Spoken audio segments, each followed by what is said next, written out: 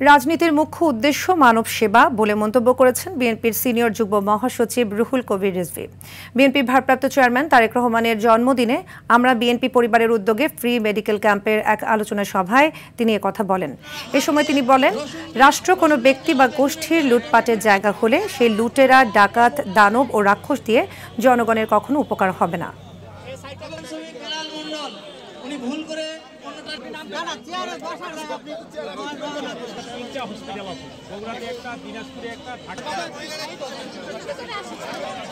রাষ্ট্র যদি হয় কোন ব্যক্তির বা কোন গোষ্ঠীর লুটপাটের জায়গা, তাহলে সে রাজনৈতিক দল লুটেরা, সে রাজনৈতিক দল ডাকাত, দানব, রাক্ষস, ওদের দ্বারা কখনোই জনগণের উপকৃত হতে পারে না।